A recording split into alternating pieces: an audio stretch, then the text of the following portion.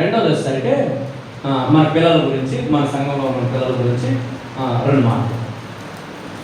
1వ దినవృత్తాంతం 2:25 చూడండి. 1వ దినవృత్తాంతం 2:25 చదువు. 1వ దినవృత్తాంతాలు 2:25 చూడండి. హెస్రోను జ్యేష్ఠ కుమారుడైన యెరుష్మాయేలు కుమారులు ఎవరనగా జ్యేష్ఠ కుమారుడు రాము. జ్యేష్ఠ కుమారుడు అరే రాము వెళ్తానంటే కడిగా స్తోత్రాలు చేద్దామా. ఎవరు? రాము. ఉండడా బైబిల్ ఆ పేరు ఉంది కదా. మరి పిలవడానికి మనం ఏమన్నా అదేంది రాము, అదేం పేరు అన్నమాట. రాము అనే పేరు బైబిల్లో భక్తుల పేరు అవుతుంది. మన బైబిల్లో ఏమన్నా అర్థమైంది? ఇక్కడిగా స్తోత్రాలు చేద్దామా. బైబిల్లో ఉన్న భక్తుల పేరే రాము.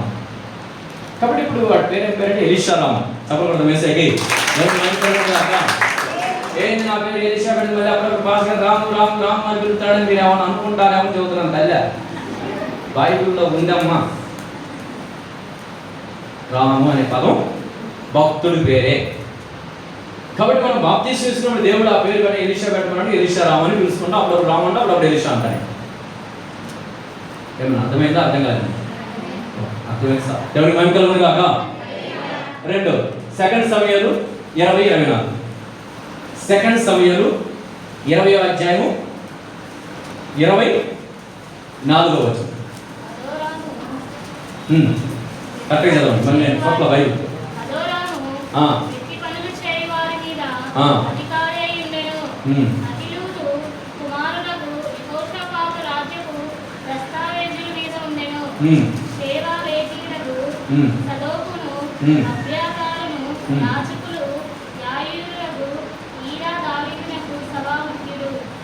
ఒకసారి మళ్ళీ క్లారిటీగా పదాలు కలపమాకండి. ఎక్కడ కట్ చేయాలి అక్కడ కట్ చేయాలి, ఎక్కడ ఆపాలి అక్కడ ఆపాలి. ఇప్పుడు మనం బైక్ నేర్పేటప్పుడు ఎక్కడ ఆపాలో అక్కడ ఆపాలి, ఎక్కడ పాస్ పోవాలో అక్కడ పాస్. మన వాళ్ళకి తెలియట్లా డ్రైవింగ్. మన వాళ్ళు ఎప్పుడు జనాల్లో ఉన్నప్పుడు 50 ఉన్నప్పుడు నడుపుతారు. ట్రాఫిక్లో ఉన్నప్పుడు, సందులు గొంతులు ఉన్నప్పుడు బాగా ఫాస్ట్గా వెళ్తుంటారు. ఖాళీగా ప్రశాంతంగా ఏమి లేనప్పుడు మాత్రం స్లోగా వెళ్తుంటారు. ఈ విచిత్రమైన డ్రైవింగ్ నాకు అర్థం కాదు. అసలు నువ్వు స్లో అవ్వాల్సింది ఎక్కడంటే అటుపక్క రోడ్లు ఇటుపక్క రోడ్లు 4 పక్కల సెంటర్లో పబ్లిక్ ఎక్కువ ఉన్నప్పుడు స్లోగా వెళ్ళాలి. కాకపోతే అనుకున్న మైండ్ ఏంటంటే జనాల ముందు మేము బాగా ఫాస్ట్ నడుపుతున్నాం చూపించడానికి వాళ్ళ ముందు ఫాస్ట్ నడుపుతారు. అట్లాంటి మైండ్ కలిగిన వాడే యాక్సిడెంట్లో పడతాడు. ఏమన్నా అర్థమవుతుందా? డ్రైవర్లు, బైక్ డ్రైవర్, పబ్లిక్ 4 పక్కల రోడ్లు కొంచెం రష్గా ఉన్న ప్రాంతాల్లో 50 దొరుకుతున్నారు. ఏం ఫాస్ట్ మాత్రం అక్కడ రేసులు చేస్తున్నారు. ఎందుకంటే అందరు ఎన్నే చూడ అబ్బా ఏం పోతున్నాడు అసలు అన్నట్టు చూడాలి. అసలు అక్కడే నువ్వు స్లో అవ్వాలి. 4 రోడ్లు కనపడుతుంటే అటు పక్క కొంది ఇటు పక్క నువ్వు స్లో అవ్వాలి. వచ్చినా రాకపోయినా ఎవడొచ్చినా ఎవరు రాకపోయినా హార్న్ కొట్టినా కట్టమైనా అటు పక్క రోడ్డు ఉంది, ఇటు పక్క రోడ్డు ఉంది, అటు పక్క కటింగ్ ఉంది, ఇటు పక్క కటింగ్ ఉందని ఇక్కడ స్లో అయ్యే ప్లేస్ అని నీ మైండ్లో ఉండాలి. అక్కడ ఉండాలి స్లో. ఎవరు లేరు, ఎటుపక్క అటు రోడ్లు లేవు, ఏమీ లేవు, అక్కడ పాజిటివ్ అవసరం అనుకుంటే. కానీ ఇక్కడ రివర్స్లో చేస్తాను మనం. నేను వెనక్కి కూర్చుంటే నేను వాళ్ళు టచ్ చేయకుండా నడిపే, నేను మామూలు కూర్చున్నా ఫ్రీగా బండి మీద. వాళ్ళు డ్రైవింగ్ కరెక్ట్గా ఉంటే అసలు నేను టచ్ చేయను. వాళ్ళు డోంట్ టచ్ మీ, వాళ్ళని పట్టుకొని టచ్ కూడా చేయను. మెదలకు నేను మౌనంగా ప్రార్థన చేసుకుంటాను, నేను ఫోన్ చూస్తాను, ఫోన్ మాట్లాడుతూ వెళ్తుంటాను. కానీ నేను టచ్ చేస్తున్నా అంటే డ్రైవింగ్ లాడో అంటే పడుతుంది. అప్పుడప్పుడు పడుతున్నానంటే డ్రైవింగ్ కరెక్ట్గా వెళ్తుంది బండి. ఇది కాదు డ్రైవింగ్ అని. నేను 16 సంవత్సరాల నుంచి డ్రైవింగ్ చేసినాను. ఆటో ఇట్ట పెట్టి పడతారు. ఆటో మీకు అర్థం కాదు, భాష ఆటో అట్లాంటి ఆటో కానిసి నడిపారు. ఇప్పుడు మన ఓవర్ బ్రిడ్జీలు ఉన్నాయి కదా మల్లమ్మ సంతలో, అలాంటి బ్రిడ్జి అలాంటి ఆటోలు కొట్టి ఫాస్ట్గా పోయి ట్రాఫిక్లో ఎక్కడాలో తెలియక ఇప్పుడు ఎక్కడే రేసు మీద ఎక్కడ మంచి రేసు మీద పోవాలి బండి. రేస్ అయితేనే ఎక్కింది అది ఓల్డ్ ఆటో. మంచి రేసు మీద పెట్టించా పోయేటప్పుడు అదే రేసు తక్కువ పోనిస్తున్నాను. ఎప్పుడైనా ఎక్కేటప్పుడు మేరకు మంచి రేజ్ ఎక్కాలి, పోయేటప్పుడు రేజు వదలకుండా పోనిస్తున్నాం. మధ్యలో ఒకటి అడ్డు వస్తుంది, షడన్ బ్రేక్ పోయేటప్పుడు డౌన్లో ఉన్న షడన్ బ్రేక్ కొట్టకూడదు అసలు. కానీ మంచి లోలో పోయేటప్పుడు అదే డౌన్లో పోయేటప్పుడు మంచి రేజ్ మీద పోతే మంచి షడన్ బ్రేక్ ఉంటాయి. అప్పుడు ఆటో వెనక చక్రాలు పైకి లేసి ఎందుకంటే అది కూడా సరిపోక ఆ బ్రేక్కి నేను వేసిన బ్రేక్ అది కూడా సరిపోక మళ్ళీ పైకి వేసింది. అర్థమైందా? ఒకటి అమ్మ వేసి మళ్ళీ పైకి కూడా వేసి పక్కన పడింది. అప్పుడు నేను పోయాను అనుకున్నాను. అందరూ పోతే బాగుంది సోపం అనుకునే వాళ్ళు కొంతమంది ఉంటారు, లైవ్లో చూసుకున్నారు ఉంటారులే కొంతమంది, నాకు ఎక్కువ మంది ఉంటారు. డోంట్ వే, ఆయన ప్రాణము నా ప్రాణము ఏకమై ఆరాధించాలని కొన్నాళ్ళు ఆయుష్ ఇచ్చాడు. ఇక్కడికి వస్తుందా? దేవునికి మహిమ కలుగును గాక. ఆ ఆటో స్టైల్ అది, నేను నడిపిన స్టైల్ అదే, పట్టం ఎగతాలుగా ఆ పాట పాడుతున్నారు, లేపారు మొత్తానికి. కానీ దేవుడి ప్రభుత్వం ఒక్క దెబ్బ కూడా తగ్గల. చప్పలు వేసేకి ఆటో అద్దాలు పెట్టింది, ఆటో ఫ్రంట్ అద్దం మీద గీతలు పెట్టింది. వారికి మళ్ళీ పోయి ఆటో వాహనం మా అంకులు తెలిసిన ఆంటీ డబ్బులు ఇచ్చి వాటిని నేర్పించారు. ఎప్పుడైనా మీ చేతుల్లో వాహనాలు జడగొట్టింది అన్న మీరే డబ్బులు ఇచ్చి బాగా చెప్పింది బండి వేసిపోయి శుభ్రంగా పడేసి మొత్తం నలగొట్టి ఏమి ఎరగనట్టు నంగలాగా పెట్టి మా ఊళ్ళో నన్ను మెచ్చాడు బాగుంది పెట్టాం అని ఓవర్ యాక్షన్ మాత్రం నేనే కాదు. అర్థమైందా? చెయ్యవద్దు. ఎవరైనా గ్రైండర్ తీసుకొచ్చినా మిక్సీ ఆడవాళ్ళు మీరు కూడా ఎవరైనా పక్కింట్లో ఏదైనా ఆస్తిలు అవసరానికి ఏదైనా వస్తువులు తెచ్చుకొని వాడుకొని చెడగొట్టి ఏమి ఎరగనట్టు నంగలాగా పెట్టి మేము ఇచ్చాడు బాగానే ఉంది ఏమో మాకు తెలియదు అని పచ్చి అబద్ధాలాడే అమ్మలెక్కలు నేను చాలా మందిని చూసా. మీరు అలాంటి వారు కాదని ప్రేమతో ఒక్కసారి ఏమైనా వచ్చిద్దో మైండ్లో వస్తాయి రాని మాట ఉన్నది ఉన్నట్టుగా చేతిలో చెడిపోయిందని చెప్పండి. అవకాశం ఉంటే మీ దగ్గర డబ్బులు లేదా తర్వాత ఇస్తాను చేయించండి చెప్పండి. అంతేగాని అబద్ధాలు కామించి పులివి కామించమాకండి. ప్రభుకి అది నచ్చనే చెప్పండి నచ్చదు. నేను ప్రభుని నమ్ముకోకముందే ఆయనకి అద్దాలు కొట్టిస్తేనే ఇది అంతా పాడు చేసిందేనే, నేనే షడన్ బ్రేక్ కొట్టిందేనే, ఆయనలో ఏపీ నేను డబ్బులు ఎత్తున్న తర్వాత గడిగా స్తోత్రాలు చూద్దామా. అందుకని దయచేసి బండ్లు అద్దెలు కాదు కానీ అప్పుడప్పుడు అడిగేవారు. బండ్లు లేని బండ్లు అడుగుతుంటారు, కొంచెం అక్కడ దాకా వేస్తా, కొంచెం ఎక్కడ దాకా వేస్తా, ఇప్పుడే వస్తాను, కొంచెం బండి అని అడుగుతారు. అడగడం తప్పులేదు, మీరు కూడా ఇవ్వడం తప్పులేదు. వాడికి లైసెన్స్ ఉందో లేదు చూసుకోండి. అర్థమైంది? అసలు నడిపేవాడికి లైసెన్స్ ఉందో చూసుకుని మాకే లేదు పాస్ గారు వాళ్ళే అడుగుతా కదా.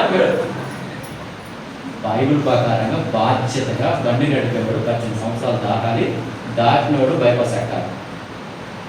ఎవరికి ఎక్కకాలు తిరిగితే ఓకే, బైపాస్ ఎక్కాలంటే 18 సంవత్సరాలు ఉండాలి.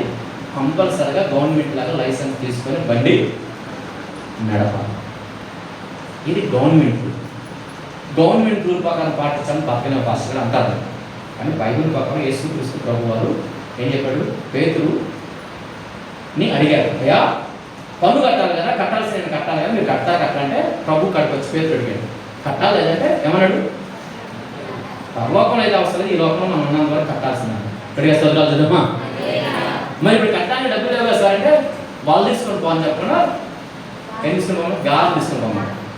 ఎందుకు వాళ్ళు తీసుకుని పోతే మన చేపలు పిచ్చిపెట్టింది, మళ్ళీ చేపలు పెట్టి మళ్ళీ చేపలు పడతాడు. గాలం తీసుకుని ఒకే చేప పట్టాలి. ఇక్కడికి స్తోత్రాలు చదువుమా.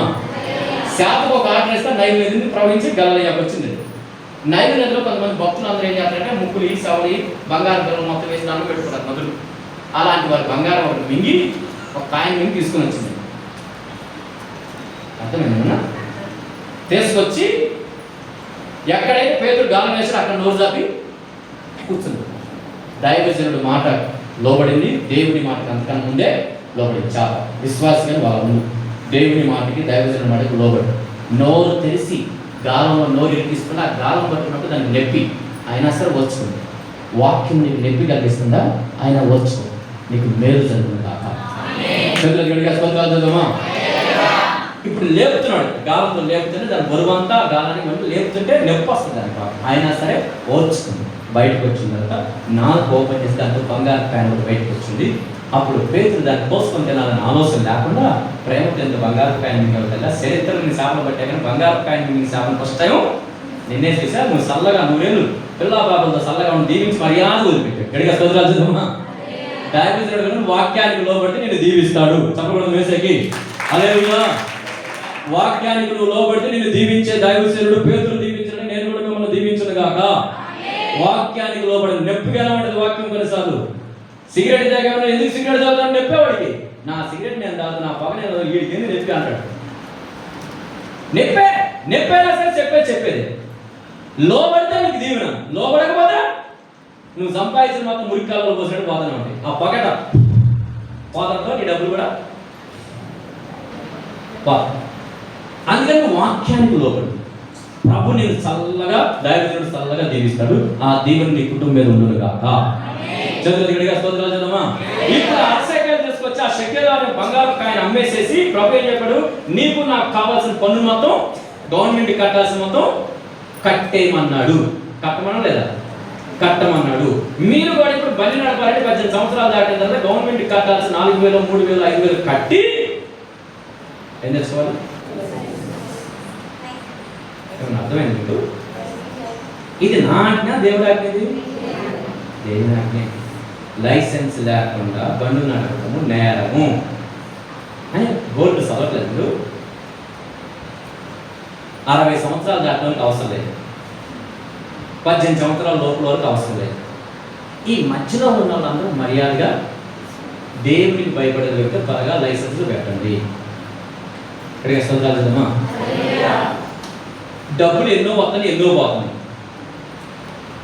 ఇది కూడా ఒక బాధ్యత, దేవుని ఆజ్ఞ. ఆజ్ఞ మీరి మనం గవర్నమెంట్కి ఎక్కడ నష్టం కలిగించకూడదు. ఈ ఇంటికి ఇంటి బిల్లు కట్టేవాడు రాలేదు వాడు. హౌస్ ట్యాక్స్ కట్టిస్తున్న వాళ్ళు 3 సంవత్సరాలు రాదు. మేమే ఆఫీస్కి వెళ్ళి మాకు హౌస్ ట్యాక్స్ కట్టండి మొన్న 3 సంవత్సరాలు కట్టాల్సిన మొత్తం బిల్లు కట్టి పేపర్ తీసుకొచ్చి ఎందుకో డబ్బులు ఎక్కువైంది పెట్టుకుంది అనక ఏంటిది వందనాలు.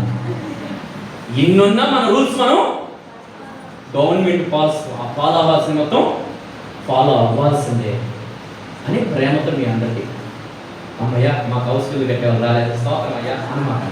వీలైనంత వరకు అవకాశం ఉన్నంత వరకు కట్టవలసిన మొత్తం గవర్నమెంట్కి మచ్చంగా చెప్పరే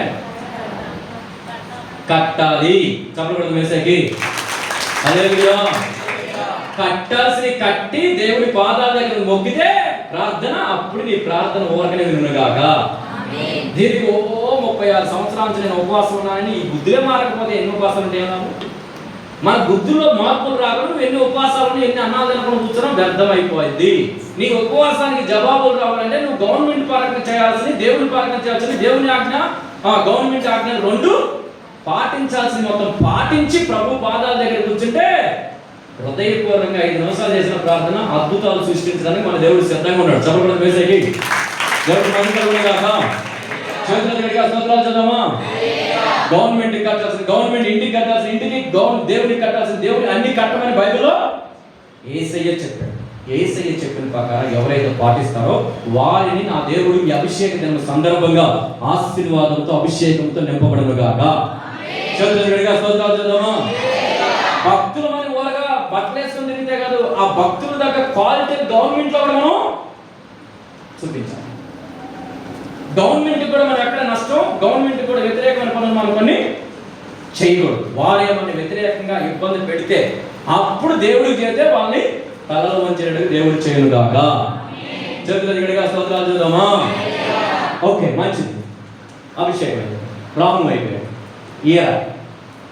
2024లో స్పష్టంగా చదవండి.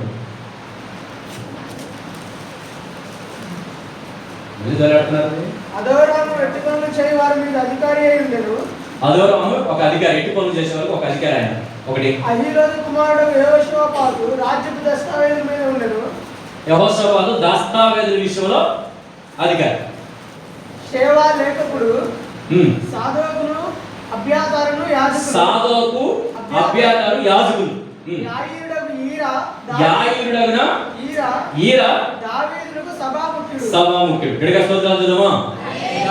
అక్కడ దావీదు రాజ్యంలో అధికారులను చూపించాడు. అధికారులు గవర్నమెంట్ అధికారులు ఆమె చూద్దామా. అధికారులు దేవునికి ఇష్టమైన వాళ్ళని పెట్టాడు దావీదు. 2 యాజకుల్ని దేవునికి ఇష్టమైన పెట్టాడు. మూడోది సభాముఖ్యుడు. సభాముఖ్యుడు అంటే సభలో ఏం జరుగుతుందో, సంఘంలో ఏం జరుగుతుందో బాధ్యత వహించేవాడు సభాముఖ్యుడు. అంటే సంఘంలో మెయిన్ క్యాండిడేట్, సంఘంలో ఒక బాధ్యత కలిగిన వ్యక్తి సభాముఖ్యుడు. అంటే అలాంటి వ్యక్తి ఈరా అంటారు. ఈరానా వీరా ఒకటి ఉంటుంది, ఈరా ఒకటి ఉంటుంది, ఏరా ఒకటి ఉంటుంది. ఈ మూడు పదాలు పిలుస్తుంటే ఒకేలా కాదు. ఎందుకు మన చర్చిలో ఉన్నాయి? ఏమని పిలుస్తున్నారు మీరు? ఏరా అని పిలుస్తున్నారా? వాళ్ళు ఆడాలి అప్పుడప్పుడు పేరు పెట్టి పిలుతుంటారు. ఫోన్లో మాట్లాడుతుంటే ఎరా అంటుంది. అప్పుడు నాకు ఎక్కడ ఉంటుందంటే ఏంటి మేము మొగుడు పడుతున్నా ఏరా అంటున్నాం అన్నా. వీరా అని నచ్చడం లేదు. వాళ్ళ నాన్న పెట్టిన పేరు ఏమో పెట్టుకుంటారు. ఒకవేళ లేదా బైబిల్ పదాన్ని పక్కన నేను తెలిసే పేరు ఆ పేరు వేరా అని చదవను. నేను ఈరా అని పిలుస్తుంటాను. ఇక్కడికి చదువుతామా? ఈ ఈలు వచ్చిన ఈ ఉన్నప్పుడు రెండో ఈరా. ఎలీషా రాము. ఈ పదం కూడా బైబిల్లో ఉందని నేను అందుకని అక్కడ పిలుస్తున్నాను. ఏంది పాస్టర్ గారు ఎలీషా అని పేరు పెడితే ఏరా ఏరా ఏరా అంటారు అని అనుకోమాట. ఎక్కడికి స్తోత్రాలు చూద్దామా? వీరా కాదు నేను పిలిచాను, ఈరా. వాళ్ళ అమ్మ పేరు వచ్చి ఏరా అని, వాళ్ళ భార్య ఈరా అని పిలవాలి బైబిల్ ప్రకారం. మనం కూడా ఈరా అని పిలవాలి. వీరా అని అన్యుల పేరు. అది కూడా బైబిల్ ప్రకారం తీస్తే వీరాతి వీరుడు మన యేసయ్య. సపరపడదు యేసయ్యకి. కాబట్టి మన పదజాలాలు మాట్లాడే తప్పు అని ఊహించుకోకుండా బైబిల్లో ఉన్నాయని గుర్తుంచుకోవాలని మీకు రెండు పేర్లు ఉదాహరణగా హెచ్చరించి చెప్తున్నాం. చెప్పకూడదు మేసకి. పాస్టర్ గారు నిన్ను అందరూ శ్రీను అని పిలుస్తున్నారు, మరి పిలిపించుకుంటున్నావేమో అని మీకు ఉంటుంటే బైబిల్లో శ్రీమంతుడు అని యేసుక్రీస్తు ప్రభు వారు పేరుంది. కాబట్టి ఆ శ్రీని కలిపి పిలుస్తున్నారు అని అనుకుంటాను. అంతేగాని అది పెద్ద తప్పుడు పదం లాగా ఒకప్పుడు తెలియక వాళ్ళు అనుకుంటారు. కానీ నేను బైబిల్ ప్రకారంగా శ్రీను అని పిలుస్తున్నా సరే, శ్రీమంతుడు యేసయ్య పేరు మొదటి పేరు అక్షరం శ్రీ అనే పదం కలుసుకున్నా దానివల్ల ఇబ్బంది ఏమీ లేదు. వారికి తెలియక కొంతమంది పాత పేరు పిలవచ్చు, తెలిసి కొంతమంది బైబిల్ పేరు పిలవచ్చు. ఈ పేరు కాడ మీరు ఎందుకు అట్లా మాట్లాడుతున్నారంటే వీటి కాడ కూడా అప్పుడప్పుడు కొన్ని కానీ పుసికెట్లు వస్తుంటే ఆ పుసికెట్లు మాత్రం యేసునామములో తెగిపోవును గాక. కొంచెం గట్టిగా చేస్తే ఏమైతో, చంద్రుడి గడిగేస్తా ఏమైతో. హల్లెలూయా.